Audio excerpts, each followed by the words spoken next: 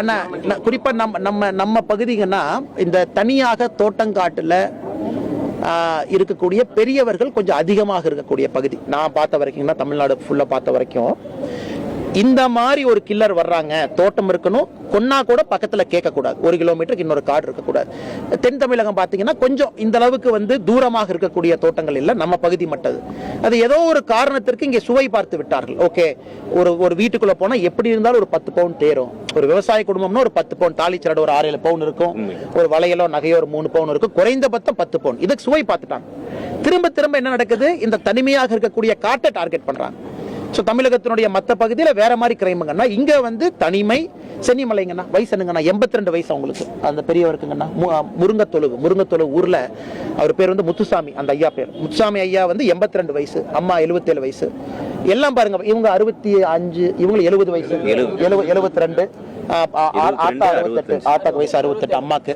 எல்லாம் பாருங்க, அவங்க ஸ்டடி பண்றாங்க, வயசானவங்களை பாக்குறாங்க, ஒரு ரெக்கி பண்ணித்தான் வர்றாங்க. திடீர்னு யாரும் நைட் கதை உடைச்சிட்டு உள்ள போலீங்கன்னா பக்காவா ஸ்டடி பண்றாங்க. நாய் எப்படி செத்துச்சுங்கன்னா, நல்லா இருக்கிற நாட்டு நாய் எப்படி செத்துச்சு, 20 நாளைக்கு 10 நாளைக்கு முன்னாடி செத்து இருக்கு.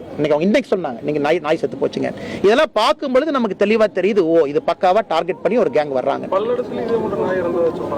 கரெக்டுங்கண்ணா, பல்லடத்துலயும் நாய் இறந்துச்சு, பல்லடத்துலயும் சொன்னாங்கண்ணா நாய் இறந்துச்சு. 19ஆம் தேதி வரைக்கும் அவகாசம். ஆமாங்க ஐயா. அப்புறம் உண்ணாவிரதம் தொடங்குறீங்க. ஆமாங்க ஐயா. அதுல நீடிக்கும் போது நம்ம உண்ணாவிரத இதை நீடிச்சுக்கிட்டோம். ஆமாங்க ஐயா. ஐயா, தொடர் உண்ணாவிரதம் எதுக்கு சொல்றோம்னாங்க ஐயா, அரசியல் கட்சியை தாண்டி பத்திரிகை நண்பர்கள் மூலமாக மக்களுக்கு இதை கொண்டு போய் காமன் பொதுமக்களை கொண்டு உட்கார வைக்கிறோங்கிறது எங்க நோக்கம். ஏன்னா அரசியல் கட்சிகள் வந்தாங்க, பேசினாங்க, கிளம்புனாங்கன்னு இல்லாம நாங்க முன்னிருந்து எடுக்கிறோம். நீங்க வாங்க, தோட்டத்துல, கிராமத்துல, சாலையில் இருக்கிறவங்க எல்லாம் வாங்க. இந்த பிரச்சனையை முதலமைச்சருக்கு பிரஷர் போடுவோம். உண்ணாவிரத போராட்டங்கிறது பிரஷர். சிவகிரியில உட்கார்றோம், எல்லாரும் உட்கார்றோம், பத்திரிகை நண்பர்கள் நீங்க வர்றீங்க, நம்ம தலைவர்கள் எல்லாத்தையும் நம்ம கூட்டிட்டு வர்றோம். இங்கிருந்து ஆரம்பிச்சு நம்ம கொண்டு போக பிரஷர் பில்டப் ஆகத்தானே போகுது. அதனால நாங்கள் எல்லாம் இங்க பாருங்க, ஈரோட்ல ஆர்ப்பாட்டம் நடத்திக்கலாம், சிவகிரிக்கு வந்திருக்கோம். நாங்க ரொம்ப தெளிவா இருக்கோம். சோமலகவுண்டம்பாளைய ஆர்ப்பாட்டம் கொடுவாயில நடத்தணும், ஊர்ல. திருப்பூர்ல பஸ் ஸ்டாண்ட் நடத்தக்கூடாது, நம்ம ஊருக்கு போய் ஆர்ப்பாட்டம் நடத்தணும். ஏன்னா அப்பதான் மக்களுக்கு அந்த உணர்வு, அப்பதான் மக்கள் அவர்கள் பிரச்சனையாக வருவாங்க. அதனால நம்முடைய உண்ணாவிரத போராட்டம் நடப்பதும் சிவகிரியில தான் 20ஆம் தேதியிலிருந்து. ஏன்னா வேற வழி இல்லைங்கண்ணா. ஆமாங்க ஐயா, அவங்க குற்றவாளிகளை பிடிக்கும் வரை தொடர் பந்தல போட்டு உட்கார்ந்துட்டே இருப்பாங்க ஐயா. காவல்துறையினர் இந்த கேஸ்ல நிறைய இன்புட்ஸ் கிடைச்சிருக்கு அப்படின்னு உயரதிகாரிகள் சொல்றாங்க. அதை வெரிஃபை பண்ண ஸ்டேஜ்ல இருக்கும், வெரிஃபை பண்ணிட்டு ஐயா, நாங்க யாருக்குமே தொந்தரவு கொடுக்கலீங்க ஐயா. காவல்துறைக்கு நாங்க இன்னைக்கு தொந்தரவு கொடுத்து நியூசன்ஸ் பண்ணி ஒரு வழக்கு போயிட்டு இருக்கிற காவல்துறையை டைவர்ட் பண்ண நாங்க விரும்பலீங்க ஐயா. ஐயா, போன செவ்வாய்க்கிழமை பாடியை வியாழக்கிழமை சாயந்தரம் கண்டுபிடிக்கிறாங்க. 2 நாள் தோட்டத்தில் இருக்கிறாங்க பாவம். ஏன்னா பையனுக்கு தெரியல, பொண்ணுக்கு தெரியல. அதுக்கப்புறம் போன் பண்ணி பார்த்து போன் எடுக்கலின்னு பக்கத்து தோட்டத்துக்காரங்களுக்கு போன் பண்ணி அம்மா பாக்குறாங்க. சோ அதுக்கப்புறம் பாத்தீங்கன்னா வியாழன், வெள்ளி, சனி, ஞாயிறு, திங்கள் 5 நாள் ஆச்சுங்க. இன்னைக்கு நாங்க சொல்றது ஐயா 2 வாரம் எடுத்துங்க. நீங்க தான் துப்பு இருக்குங்கிறீங்க, எங்களுக்கு டிடெக்ட் பண்ணிடுவோங்கிறீங்க. இன்னும் 2 வாரம் எடுத்துங்க, 2 வீக்ஸ் எடுத்துங்க. பட் நீங்க அங்கேயும் செய்யலையா, சோமலகவுண்டம்பாளையம் நீங்க செய்யலையா, அங்கேயும் இதே தானே சொன்னீங்க, அங்கேயும் இதே தாங்க சொன்னாங்க. வந்துட்டாங்க ஐயா, தனிப்படை 8 அமைச்சிருக்கிறோம், 1 வாரம் 10 நாள் நார்த் இந்தியாக்கெல்லாம் போயிருக்குன்னு சொன்னாங்க. அங்க போயிருக்காங்க, இங்க போயிருக்காங்க, கடைசியில் ஒன்னையும் காணாங்கன்னு. ஸோ நம்ம பாயிண்ட்டுங்கன்னா அதுக்கும் இதுக்கும் டேட் பாருங்கன்னா நவம்பர் 23. இன்னைக்கு நாம ஏப்ரல் மேல இருக்கிறோங்கண்ணா, மே. ஸோ எக்ஸாக்டா பாத்தீங்கன்னா 6 மாசம். நீங்க சென்னிமலையில இருந்து பாத்தீங்கன்னா 5 months 6 months கேப்ல 1 வருது. அதனால அடுத்த 6 மாதம் கழித்து இன்னொரு பெரியவர் இறக்குறாங்கன்னா அதுக்கு யார் பொறுப்பேற்க முடியுங்கண்ணா? அதனாலதான் வேகப்படுத்த வேண்டும் என்று நினைக்கின்றோம். ஆக்ரோஷம் எடுக்கணும். அண்ணன் முத்துசாமி என்ன இருக்காங்க, அமைச்சர் இருக்கிறாங்க. அண்ணன் ரொம்ப அரசியல் நாகரிகம் தெரிஞ்சவங்க, ரொம்ப ஒரு என்ன சொல்றாங்க, மூத்த அரசியல் அனுபவம் இருக்கிறவங்க எல்லாம் போய் சிஎம் போய் பேசணும். அண்ணன் போய் சீரியஸா எடுக்கணும்.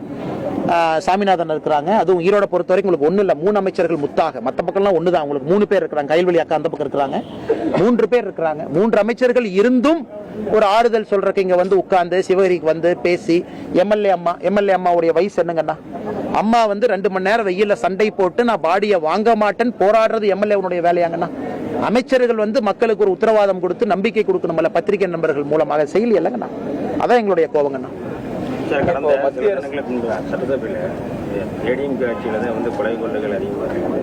ஐயா நம்ம அந்த கம்பேரிசன் எப்ப சொல்லலாங்க ஐயா, நம்ம ஆட்சிக்கு முதல் வருஷத்துல சொல்லலாம். இப்ப ஒரு திமுக ஆட்சிக்கு வருதுன்னா முதல் வருஷம் இல்ல அவங்க இதுல அதிகமா இருச்சு, அதனால நம்ம இதுல பாருங்க. இன்னைக்கு ஆட்சி 4வது வருஷம் முடிய போகுதுங்க ஐயா, 4வது வருஷம் முடிய போகுது. 4 வருஷம் ஒரு கட்சி ஆட்சியிலிருந்து அதற்கு முந்தைய ஒரு ஆட்சியில் இருந்த கட்சியை நோக்கி கை காட்டுறாங்கன்னா அது யாருமே பொதுமக்கள் ஏத்துக்க மாட்டாங்க. பொதுமக்கள் யாரும் ஏத்துக்க மாட்டாங்க. டேட்டா வச்சு வாய்ஜாலம் பண்ணலாங்க ஐயா, மேஜிக் பண்ணலாம். எஃப்ஐஆர் ரெஜிஸ்டர் பண்ணாம கொலையை குறைக்கிறதுக்கு முயற்சி பண்ணலாம். நீங்க எஃப்ஐஆர் ரெஜிஸ்டர் பண்ணல, குறைவா பண்றாங்க, நீங்க எந்த எடுத்தாலும் தமிழகத்தில் இன்னைக்கு புள்ளி விவரப்படி கொலைகள் அதிகமாகத்தாங்க ஐயா இருக்கு. போக்சோ கேஸ் 16,000 கேஸ் 2022, 23, 24 3 வருஷம் எந்த மாநிலமும் 16,000 கேஸ் இல்லைங்க ஐயா, நம்ம தான் இருக்கோம் இன்னைக்கு. அதனால இன்னைக்கு தமிழகத்தை பொறுத்தவரை வாய்ஜாலம் செய்து இல்ல 2011 கம்பேர் பண்ணுங்க, 12 கம்பேர் பண்ணுங்க, 13 கம்பேர் பண்ணுங்க, அதை விட்டுருங்க. 4 வருஷம் நீங்க ஆட்சியில் இருக்கீங்கல்ல. நாங்க கேட்கறது தினமும் நடக்கிற மர்டர் கேட்கல. மர்டர் சென்னையில் நடக்குது, பிடிக்கிறீங்க, கூலிப்படை வர்றாங்க, அதெல்லாம் நாங்க போகல. நாங்கள் சொல்வது அப்பாவி பொதுமக்கள், கிராமத்தில் இருக்கிறவங்க, விவசாய மக்கள், எதுவுமே தெரியாது. அவங்க கையை வெட்டி வலை எடுத்துட்டு போறீங்க, காதை வெட்டி தோடு எடுத்துட்டு போறீங்க. இதுக்கு எப்படி நம்ம பொறுப்பேற்க முடியும்? எல்லா கொலைக்குமாங்க நம்ம ஆர்ப்பாட்டம் பண்றோம், எல்லா கொலைக்குமா பத்திரிகையாளர் சந்திப்பிட்ட பேசுறோம். ஆணவ கொலைகள் நடக்குது, வன்ம கொலைகள் நடக்குது, நடக்கட்டும். சமுதாயம் சில இடத்துல கெட்டு போய் தான் கிடக்குது. அக்யூஸ்ட பிடிச்சி தண்டனை கொடுக்கலாம். இந்த கொலை எப்படி ஏத்துக்க முடியுங்கன்னா, தோட்டத்தை டார்கெட் பண்ணி கொள்றவங்கள. அதுவும் பாருங்க, அவங்க எல்லாம் அந்த அம்மாவை பாருங்க, நான் பாவம் அப்பதான் குளிச்சுட்டு வந்திருக்காங்க தோசை சொல்லான்னு. அப்ப வெட்டி 2 மாடு வெளியே கட்டி போட்டு 8 கோழி செத்து போய் 2 நாள் யாருமே தோட்டத்துக்குள்ள போக முடியாம ரொம்ப கொடூரங்கண்ணா. இன்னைக்கு அவங்க குடும்பத்துல என்ன சொல்றாங்க, வீட்டுக்குள்ளேயே போக மாட்டாங்க. நாங்க அக்யூஸ்ட பிடிக்கிற வரைக்கும் வீட்டுக்குள்ள போக மாட்டோம், சேர் போட்டு வீட்டுக்கு வெளியே உட்காந்துருக்காங்க. பத்திரிகை நண்பர்கள் நீங்க போய் பார்த்தாலும் அண்ணன் அக்காவையும் வெளியதான் பார்க்கணும். நாளைக்கு அமைச்சரே வர்றாங்க, முதலமைச்சரே வந்தால் வெளியதான் பார்க்கணும். ஏன் அவ்வளவு காயத்தோடு அமர்ந்திருக்கின்றார்கள்? எப்படி ஏத்துக்க முடியும்? கொடூரமான கொலை. அது இந்த மாதிரி ஒரு புச்சரிங். இது கொலை என்று சொல்வதை விட சரியான வார்த்தைங்கன்னா வேட்டையாடி இருக்கிறாங்க, அதான் சரியான வார்த்தை. வேட்டையாடி புச்சரிங் பண்ணியிருக்காங்க. இதை எப்படி ஒரு முதலமைச்சர் சப்பக்கட்டு கட்டி அதிமுகவோட கம்பேர் பண்ணுங்க, அவங்க ஆட்சி கம்பேர் பண்ணுங்கன்னு சொல்றது எப்படி ஏத்துக்க முடியுங்கன்னா?